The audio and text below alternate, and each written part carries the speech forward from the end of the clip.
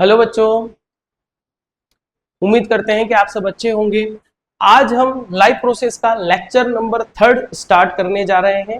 Lecture number 3 है आपका हीटरोट्रॉपिक nutrition. इससे पहले वाले दो लेक्चर्स के अंदर, फर्स्ट लेक्चर के अंदर हम इंट्रोडक्शन और सेकंड लेक्चर के अंदर हम ऑटोट्रॉपिक न्यूट्रिशन को कवर अप कर चुके हैं। अगर आपने वो दोनों लेक्चर नहीं देखे हैं तो उन दोनों के लिंक्स जो है मैं डिस्क्रिप्शन बॉक्स में डाल दूंगा और ऊपर आई बटन पर भी लगा दूंगा, तो वहां से आप उनको चेकआउट कर सकते हैं। चेकआउट जरूर कर लेना है, ठीक है ना। चलो, अब अगर हम आगे समझे कि हीटोट्रॉपिक न्यूट्रिशन क्या होता है। देखो, नॉर्मल हीटोट्रॉपिक न्यूट्रिशन को आप ऐसे समझ सकते हो कि इन बेचारों के पास में क्लोरोफिल नहीं है, तो ये धूप में खड़े होकर ऐसे जादू की जैसे अपने लिए फूड नहीं बना सकते। ये फूड नहीं बना सकते तो अब क्या करेंगे, ये दूसरे से खाना छीन लेंगे। समझ जाओ, ये ऐसे ऑर्गेनिज्म होते हैं जो फूड के लिए दूसरे ऑर्गेनिज्म से पर डिपेंड रहते हैं। प्लांट ग्लूकोज बनाएंगे, उनका ग्लूकोज ये छीन लेंगे, ठीक है। तो ऐसे मोड ऑफ न्यूट्रिशन जिसमें कोई living organism depend on other living organism for food, तो ऐसे मोड ऑफ न्यूट्रिशन को हम हीटरोट्रॉपिक न्यूट्रिशन कह देते हैं। और ऐसे एनिमल को या प्लांट को हीटोट्रॉप्स हम कह देते हैं। अब डेफिनेशन देख लेते हैं इसकी। ये can not prepare food on their own, ये अपना खाना खुद नहीं बनाते हैं। Obtain energy from organic molecule, organic molecule से जो है वो एनर्जी ये बनाते हैं। ऑलरेडी प्रोड्यूस, अच्छा वापस इस लाइन को पढ़ लेते हैं अपन।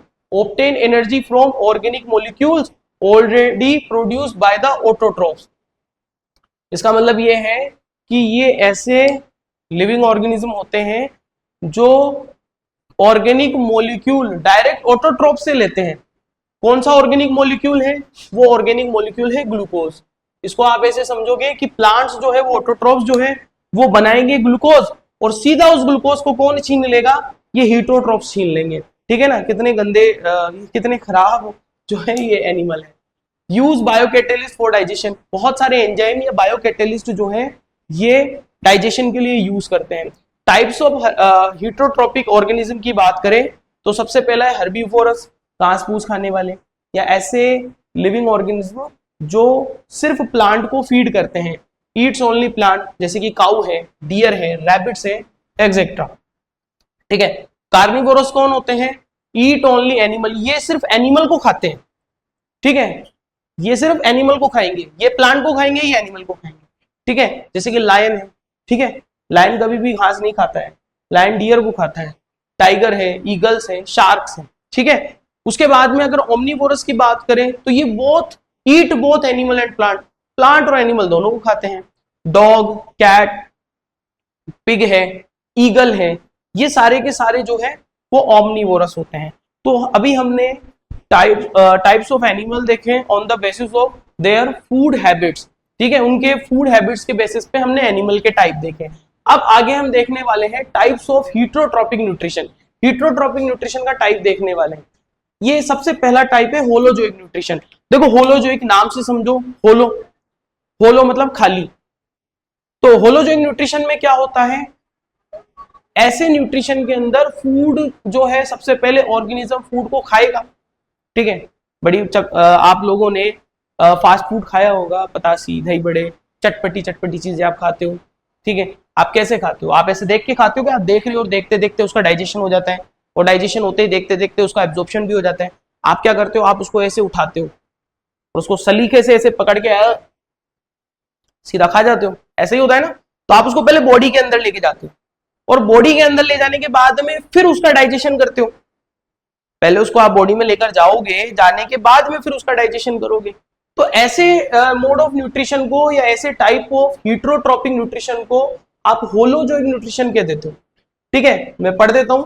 Complex food molecule taken in, मतलब अंदर की तरफ लिया जाता है, बॉडी के अंदर लिया जाता है, and then broken down into simpler. पहले उसको बॉडी के अंदर लिया जाएगा, फिर उसको डाइजेस्ट किया जाएगा, एंड उसको फिर सोल्यूबल मॉलिक्यूल में चेंज किया जाएगा, ठीक है। अमीबा भी ऐसे करता है। अमीबा के पास में स्यूडोपोडिया होते हैं, वो स्यूडोपोडिया से पहले फूड को कैप्चर करेगा, फिर सेल के अंदर लेके जाएगा, सेल के अंदर वो एक वेसिकल के अंदर या वैक्यूल के अंदर, फूड वैक्यूल के अंदर लेके जाएगा, फिर उसको डाइजेस्ट करेगा, फिर उसको एब्जॉर्ब करेगा, ठीक है। तो अगर इनसाइड सेल या इनसाइड बॉडी के अंदर डाइजेशन हो रहा है तो होलोजोइक न्यूट्रिशन है। ये 5 स्टेप में होता है। सबसे पहले इंजेक्शन होगा। अगर आपको आपके सामने पताशी रखी है प्लेट के अंदर, तो सबसे पहले आप क्या करोगे, उसको उठा के खाओगे। आपने उठा के उसको खाया है, उसका इंजेक्शन किया है, ठीक है। पहले उसका आपने इंजेक्शन किया है। इंजेक्शन के बाद में फिर आप उसको स्टमक में लेकर गए, स्मॉल इंटेस्टाइन में लेकर गए, आप उसको डाइजेस्ट कर रहे हो, बकल कैविटी में उसको डाइजेस्ट कर रहे हो, उसको तोड़ रहे हो, उसका ब्रेक डाउन कर रहे हो। उसके बाद में से उसमें से न्यूट्रिएंट को एब्जॉर्ब करोगे, फिर उसका उस न्यूट्रिएंट्स का एसिमिलेशन करोगे, और बाद में जो अनडाइजेस्टेड वेस्ट बच जाएगा उसको बॉडी से बाहर इजेशन कर दोगे, बाहर निकाल दोगे। तो होलोजोइक न्यूट्रिशन जो होता है वो बेसिकली 5 स्टेप में पूरा होता है, 5 स्टेप में कंप्लीट होता है, ठीक है। अब आगे देखो एग्जांपल किस किस के अंदर होता है। अमीबा के अंदर होता है, ह्यूमन के अंदर होता है, और पैरामीशियम के अंदर भी होता है होलोजोइक न्यूट्रिशन। अच्छा, अब दूसरे टाइप का न्यूट्रिशन देखेंगे, सेप्रोट्रोपिक न्यूट्रिशन या सेप्रोफाइटिक न्यूट्रिशन। सेप्रोफाइटिक न्यूट्रिशन में क्या होता है, ऐसे living organism dead and decaying matter के ऊपर फीड करते हैं। इनके पास में कैपेबिलिटी नहीं है फूड को ज्यादा डाइजेस्ट करने की, तो ये देखेंगे कि हमें पहले ही सड़ा गला मिल जाए, पहले ही डेड एंड डिकाइंग मिल जाए, पहले से ही डाइजेस्ट मिल जाए, ताकि उसको ज्यादा पचाना नहीं पड़े। ये डेड एंड डिकाइंग मैटर के ऊपर फीड करेंगे, और इनमें जो डाइजेशन होता है वो आउटसाइड द बॉडी होता है, बॉडी से बाहर होता है। होलोजोइक बॉडी के अंदर डाइजेस्ट करेंगे, होलो कैविटी, होलो चैम्बर। होलो कैविटी मतलब आपकी स्टमक, इंटेस्टाइन, बकल कैविटी, होलो कैविटी अंदर से खाली जगह ही है, उनमें डाइजेस्ट कर रहे हो। सेप्रोट्रोपिक में या सेप्रोफाइटिक में क्या होगा, बॉडी के बाहर डाइजेस्ट करोगे, पहले उसको बाहर डाइजेस्ट करोगे, डाइजेस्ट करने के बाद एब्जॉर्ब करोगे। मान लो अगर आप सेप्रोट्रोपिक या सेप्रोफाइटिक करते हैं तो आप प्लेट में पहले करके उल्टी करते हैं, कुछ एंजाइम्स डालते हैं उसके अंदर, फिर वो डाइजेस्ट होता, फिर उसको सक करके पीते हैं। ये आपके अंदर सेप्रोट्रोपिक न्यूट्रिशन है, बट हम ऐसा नहीं करते हैं। ऐसा किसमें होता है, ऐसा होता है आपके फंगस के अंदर, ईस्ट के अंदर, बैक्टीरिया के अंदर। ये पहले बाहर क्या करेंगे, पहले फीड किसके ऊपर करेंगे, डेड एंड डिकाइंग। सबसे पहली बात क्या है, ये फीड करेंगे डेड एंड डिकाइंग, सड़ी और गली चीजों पर, ऑर्गेनिक मैटर के ऊपर, मतलब पहले से ही डाइजेस्टेड पे चीजों पर फीड करेंगे। फिर उसको उसके ऊपर कुछ एंजाइम्स मिलाएंगे, और एंजाइम मिलाने के बाद उसको एब्जॉर्ब कर लेंगे। तो इनमें डाइजेशन बॉडी के बाहर होता है और फीड करते हैं डेड एंड डिकाइंग मैटर पर। तो ऐसे न्यूट्रिशन को सेप्रोट्रोपिक या सेप्रोफाइटिक न्यूट्रिशन आप कह देते हो। पढ़ लेते हैं इसको। Obtain nutrition from dead and decaying organic matter, breaking down, मतलब समझ गए, breaking down organic matter outside the body and absorb it. बाहर की बॉडी के बाहर उसको डाइजेस्ट करेंगे, फिर उसको एब्जॉर्ब करेंगे। एग्जाम्पल है फंगी। फंगी में क्या है, मशरूम, मोल्ड्स, ईस्ट, बैक्टीरिया, ये इसके एग्जाम्पल्स है ना। फंगी के एग्जाम्पल मशरूम और मोल्ड्स हो गए, और फिर उसके बाद ईस्ट और बैक्टीरिया। अब इधर देखो, आपने देखा होगा कि बरसात के सीजन में अगर आपने कोई कूड़े का ढेर लगा दिया है, या जूट की बोरियां जो आती हैं वो आपने साइड में पटक दी है, तो उसमें से व्हाइटिश कलर के मशरूम ग्रो करने लगते हैं। वो मशरूम जो है वो वहां पर सेप्रोट्रोपिक या सेप्रोफाइटिक न्यूट्रिशन कर रहे होते हैं। आगे समझो, पैरासाइटिक न्यूट्रिशन समझते हैं। देखो पैरासाइटिक न्यूट्रिशन में क्या होता है, एक ऑर्गेनिज्म या तो उसके ऊपर, ऑन द ऑर्गेनिज्म, या बताओ उसके ऊपर या उसकी बॉडी के अंदर रहेगा और न्यूट्रिशन गेन करेगा, और उस ऑर्गेनिज्म को मारेगा भी। समझ रहे हो, मैं वापस से बताता हूं। पैरासाइटिक न्यूट्रिशन के अंदर एक ऑर्गेनिज्म दूसरे ऑर्गेनिज्म के या तो ऊपर या उसकी बॉडी के अंदर रहेगा। जो ऑर्गेनिज्म बॉडी के ऊपर और अंदर रह रहा है उसको आप बोलोगे पैरासाइट, और जो ऊपर और अंदर रहने के लिए अपनी बॉडी को नौछावर कर रहा है, दे रहा है, उसको बेचारे को बोलोगे होस्ट।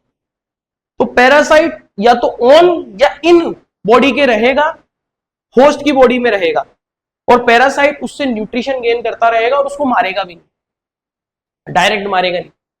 बाद में हो सकता है मेल न्यूट्रिशन की वजह से डेथ हो जाए, बाकी और कोई रीजन नहीं है मारने का, ठीक है।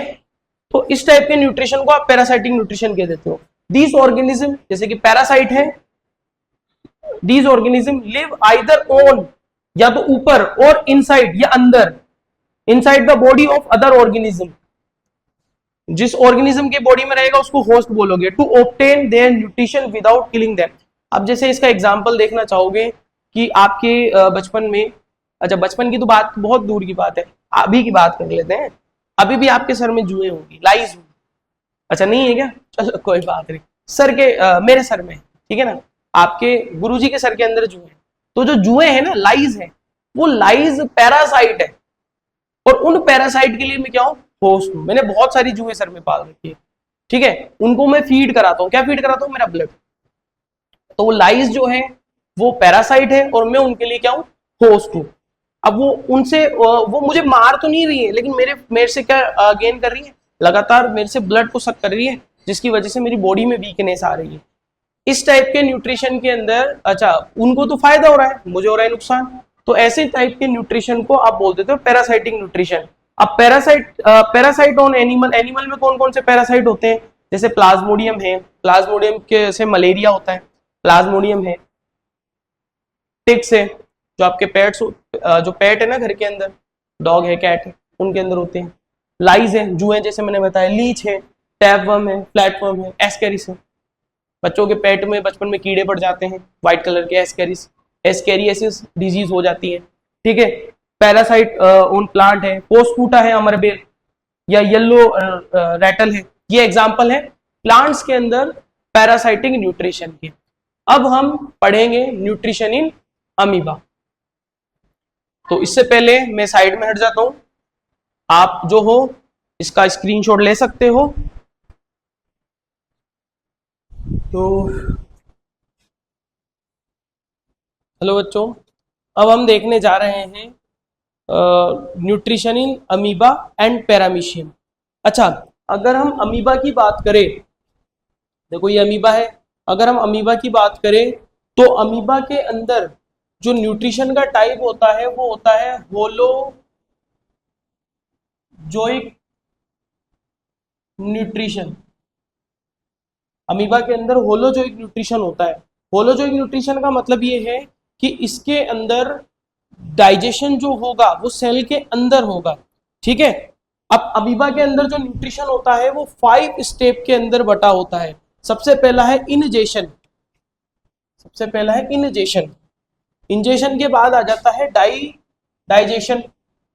डाइजेशन के बाद में जो थर्ड स्टेप है वो आपका आ जाता है एब्जॉर्प्शन। और फोर्थ स्टेप की अगर मैं बात करूं तो एसिमिलेशन। और अगर मैं फिफ्थ स्टेप की बात करूं तो वो आ जाता है आपका इजेशन आ जाता है। तो बच्चों देखते हैं इसको आगे। अब इधर देखो, अब सबसे पहले अगर मैं इंजेक्शन की बात करूं तो देखो अमीबा जो है वो एक यूकैरियोटिक सेल होती है, एक यूकैरियोटिक सेलुलर ऑर्गेनिज्म है, जिसकी अगर मैं बात करूं तो ये जो है आपके एनिमल किंगडम के अंदर प्रोटोजोआ के अंदर रखा जाता है। अब इधर देखो अमीबा की अगर मैं बात करूं तो अमीबा जो है, देखो अमीबा के सामने ये फूड दिख रहा है इसको, अच्छा दिख तो नहीं रहा है लेकिन ये देखो इसके सामने फूड है। अब जैसे ही इसके सामने फूड होगा तो अपनी ये सेल मेम्ब्रेन को, ये इसकी सेल मेम्ब्रेन है या इसकी प्लाज्मा मेम्ब्रेन है, उस प्लाज्मा मेम्ब्रेन को क्या करेगा, मॉडिफाई करेगा। और मॉडिफाई करने के बाद में एक फीट लाइक स्ट्रक्चर या पेड़ जैसी स्ट्रक्चर बनाएगा जिसको आप बोलोगे स्यूडोपोडिया। स्यूडो का मतलब होता है फॉल्स, मतलब ये नकली है, और पोडिया का मतलब उसके फीट होते हैं। तो ये नकली पेड़ जैसे स्ट्रक्चर बनाएगा, फॉल्स फीट बनाएगा, और उन फॉल्स फीट से फूड को कैप्चर कर लेगा, फूड मॉलिक्यूल को कैप्चर कर लेगा, और कैप्चर करके जो है वो सेल के अंदर ले लेगा। इस प्रोसेस को आप बोल दोगे इनजेशन। मतलब यहां पर क्या करा इसने, स्यूडोपोडिया बनाए, और स्यूडोपोडिया से फूड को अपने अंदर इंजेशन कर लिया, अपने अंदर ले लिया। इस पूरी प्रोसेस को आपने बोल दिया इनजेशन। इनजेशन के बाद में ये जो फूड है वो फूड वैक्यूल के अंदर चला जाएगा, ठीक है। जब ये इंजेक्शन करेगा तो इंजेक्शन करते करते करते फूड एक वैक्यूल में आ जाएगा। वो वैक्यूल है वो प्लाज्मा मेम्ब्रेन से डिटैच होकर सीधा सेल के अंदर आ जाएगी। अब अंदर आने के बाद में इस फूड वैक्यूल के अंदर डाइजेस्टिव एंजाइम्स होते हैं। ये एंजाइम क्या करेंगे, इस फूड का डाइजेशन कर देंगे। देखो यहाँ पर इसने डाइजेशन कर दिया।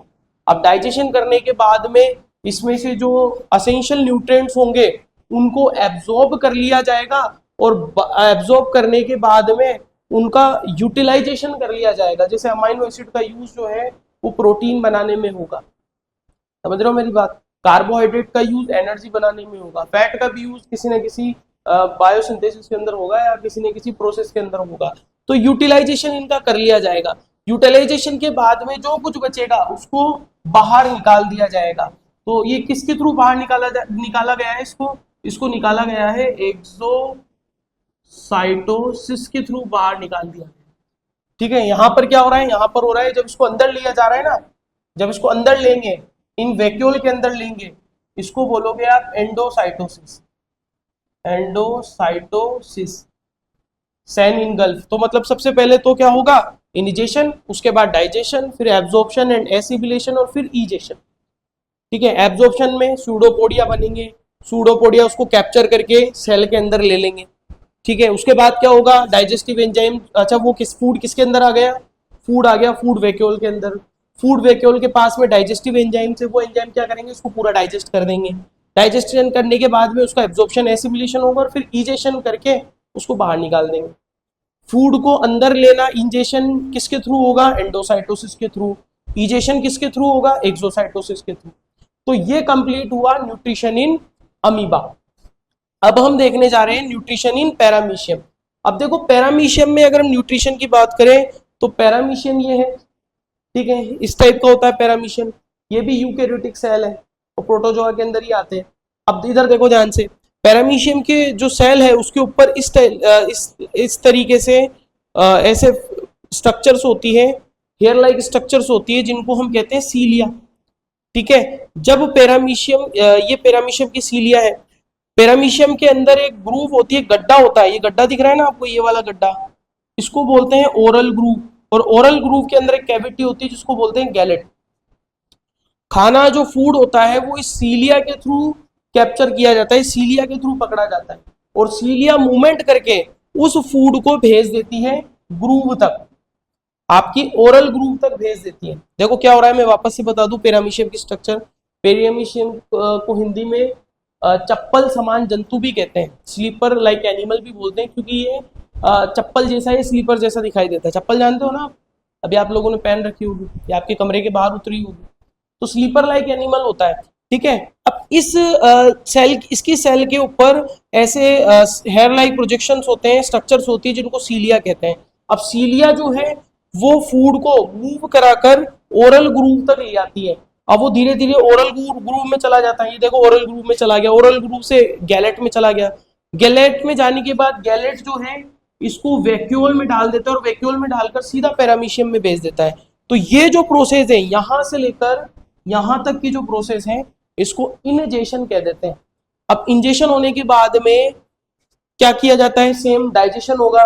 डाइजेशन के बाद में इसका एब्जॉर्प्शन और एसिमिलेशन होगा और एब्जॉर्प्शन और एसिमिलेशन होने के बाद में वापस से इसका क्या हो जाएगा, इजेशन हो जाएगा फूड का और फूड को बाहर निकाल दिया जाएगा। तो इस तरीके से पैरामीशियम में भी इस तरीके से पैरामीशियम न्यूट्रिशन गेन करेगा। सबसे पहले इंजेशन, सीलिया फूड को पकड़ेंगे, ओरल ग्रूव तक लाएंगे और गैलेट तक लेके चले जाएंगे।